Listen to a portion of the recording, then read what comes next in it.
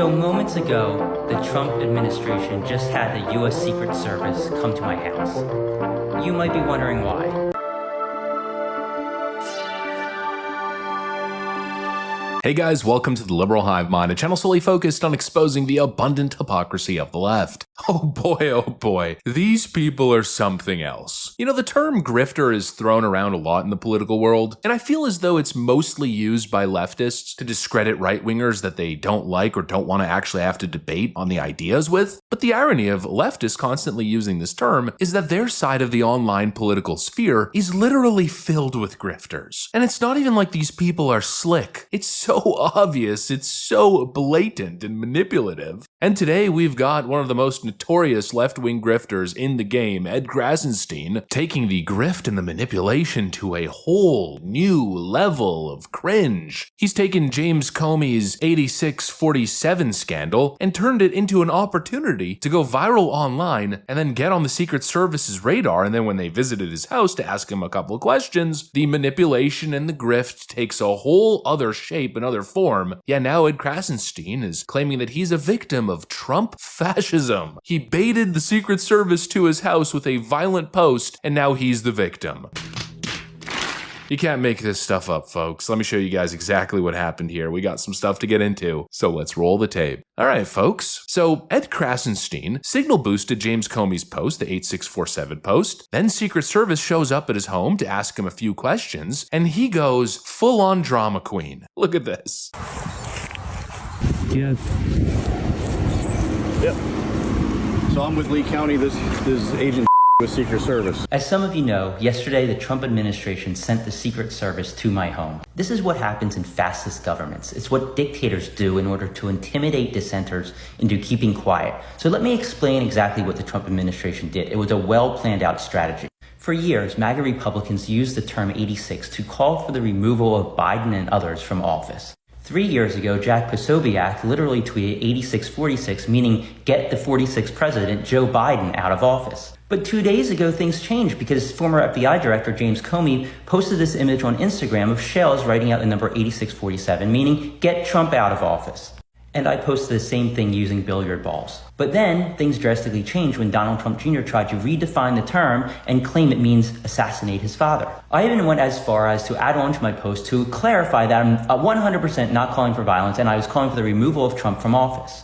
But then all of MAGA and many within the Trump administration start claiming that James Comey and I both call for Trump's assassination. And here's Jack again, who in 2022 literally tweeted 8646, claiming that 8647 means to assassinate Trump. But then the hammer really comes home when Donald Trump goes on Fox News and says this. That meant assassination.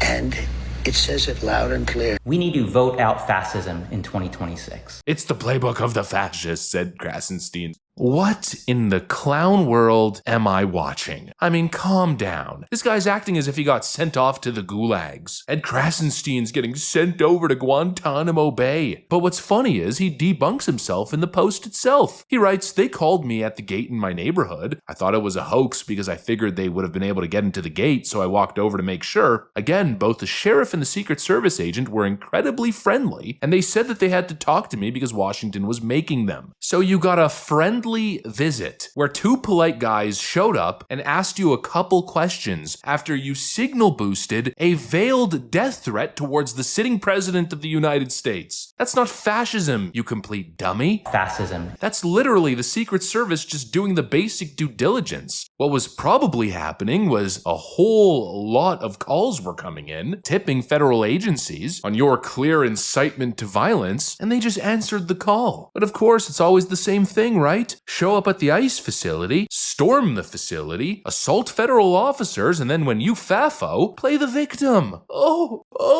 Start flailing on the floor like LeBron to James in the first round of the playoffs and claim that you're a victim of Trump fascism. Here's your words. Here's your words. I was murdered. You were murdered. It's insane. This guy's acting as if he's some sort of brave truth teller who's under attack. The president doesn't like me because I'm criticizing him. Oh, woe is me. Meanwhile, the reality is, posting 8647 isn't a joke. It's not criticism, it's incitement to violence. But obviously this guy knows it, they all know it. It's the classic left-wing grift 101. It's the same thing as the Act Blue grift, the same blueprint that Adam Schiff ran so well during the peak of his career. Our country is falling to Trump-style fascism. The president is working for the Russians. And if you have a problem with it and you want to see democracy saved, well then just scroll on down and click the Act Blue link right below my post and send me $5, will ya? So we can save democracy. It's the exact same thing, except in this case, it's less about fundraising for a political campaign and more about personal profit. That's what the Krasensteins are obviously doing, and it's clear in the post. I'm a victim. Oh, Trump fascism. Then the last post, everyone needs to read this. It's the playbook of the fascists. It's what they use to squash dissent. And then it's a link to Krasencast.com, which is the Krasenstein brothers' Substack. They're not even slick about it. It's obvious what they're doing. They're doing the exact same thing that Midas Touch is doing. Fear, fear, fear. They're selling fear, they're selling fake outrage because they know there's money in it. It's all about the clicks. And it's just crazy to me, the manipulation, the way he attempted to spin this thing. I mean, how you could take something, a story of a former FBI director essentially putting out an open call to assassinate the president, how you could take something like that, then use it in a way to make yourself the victim. Oh, I'm just engaging in political speech and the president is sending his Gestapo forces to stop me. No, you knew exactly what you were doing, little Ed. Just like James Comey knew exactly what he was doing. As if anybody is buying this feigning of ignorance nonsense. John Brennan's coming out to defend James Comey, unsurprisingly. I know Jim Comey and worked very closely with him. Didn't always agree with some of the decisions he made, but I think he has unimpeachable integrity from the standpoint of his commitment to the rule of law. There's absolutely no way that Jim Comey would have been advocating any type of violence against a president of the United States, much less anyone.